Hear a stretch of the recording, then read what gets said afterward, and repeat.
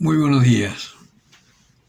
Hoy en este día martes celebramos a Santa Faustina Kowalska,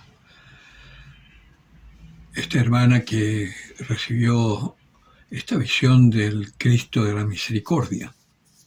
Y vamos a meditar sobre el Evangelio de San Lucas, capítulo 10, 38 al 42. En aquel tiempo Jesús entró en un pueblo y una mujer llamada Marta le recibió en su casa. Tenía ella una hermana llamada María que sentada a los pies del Señor escuchaba su palabra mientras Marta estaba atareada en muchos quehaceres.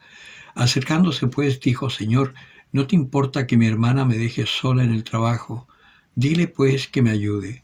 Le respondió el Señor: Marta, Marta, te preocupas y te agitas por muchas cosas, y hay necesidad de pocas, o mejor, de una sola. María ha elegido la mejor parte, que no le será quitada. Palabra del Señor. Estuve leyendo un resumen de las conclusiones de la conferencia, o la asamblea en realidad, latinoamericana Caribe, que acaba de terminar, la primera asamblea. Antes eran las conferencias episcopales, ahora es una asamblea episcopal o una asamblea.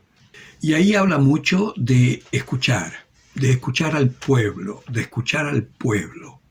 Hay algo que a mí me hace ruido en eso. Primero porque queda muy ambiguo. Es cierto que hay una palabra que dice Vox Populi, Vox Dei, pero esa frase que significa la voz del pueblo, la voz de Dios, está en un contexto muy distinto al contexto en que estamos hoy viviendo nuestra fe en el mundo, y sobre todo en Latinoamérica y en el Caribe. Hoy el pueblo está absolutamente politizado y no tiene idea quién es Dios ni quién es Jesucristo. Y además la Iglesia comete el error de escuchar la voz del pueblo de la primera línea, del pueblo que ni siquiera va a misa, del pueblo que está contaminado con todas las ideologías actuales que están exigiendo la ley del aborto, la ley en contra de la violencia intrafamiliar solo de la mujer, porque la del hombre no la toman en cuenta. Cuando el hombre es víctima, eso no importa. Y habla mucho de escuchar, y este evangelio entonces acá nos está hablando de escuchar, pero es una cosa muy importante. ¿A quién escuchamos? Marta está preocupada de los afanes del mundo, tal como hoy está el 90% de la gente, preocupado de trabajar, de hacer las cosas. Y María, en cambio, se ha sentado a los pies de Jesús a escucharle.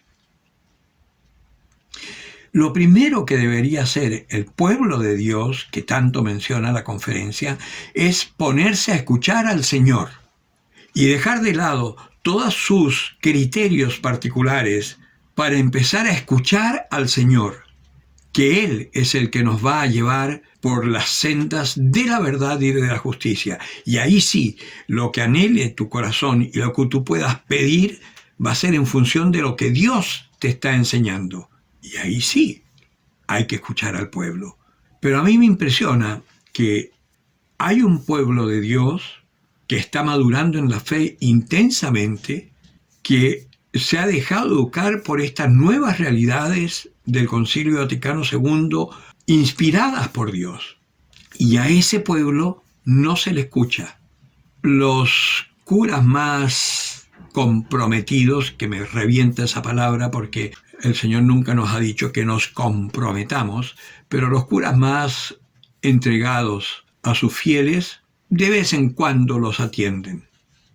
A los carismáticos, a los focolares, a los cursillos de cristiandad, a los catecúmenos, pero no se dan cuenta que ese es el pueblo de Dios que hay que escuchar, porque en definitiva, cuando se sacan las cuentas, los únicos que han permanecido, por ejemplo, en la parroquia, pese a la pandemia, pese a la restricción de asistencia, me consta que hay hermanos en distintas parroquias y diócesis en donde, y en una con el obispo a la cabeza, que a mí me enternece, gracias a Dios, todavía tenemos en Chile por lo menos unos obispos verdaderamente pastores.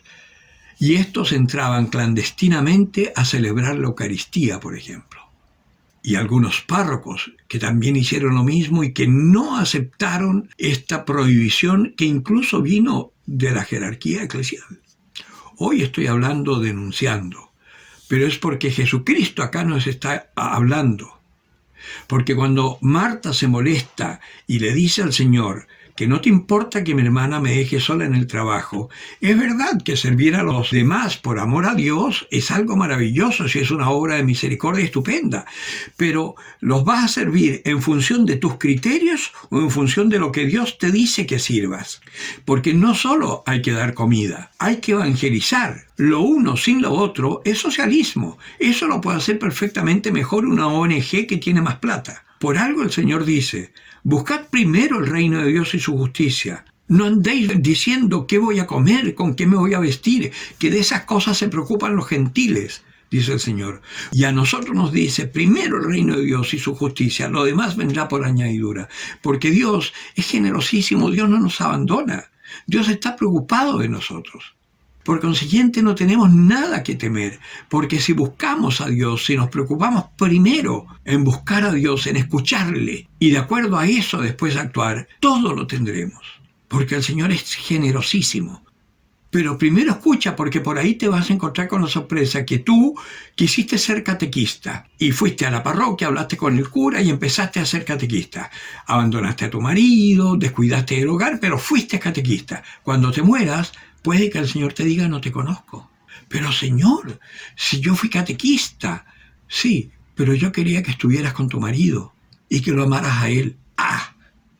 Es que él era un necio, por eso mismo te lo puse. Buscad primero el reino de Dios y su justicia, como María. Y tenemos que servir, si servimos, con alegría, no pensando que es un peso y que otros deberían ayudarme.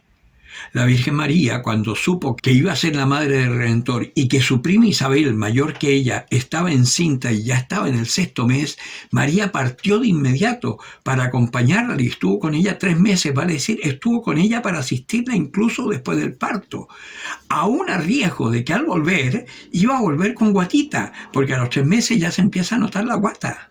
Y ahí se las iba a tener que enfrentar con San José. ¿De quién es este niño?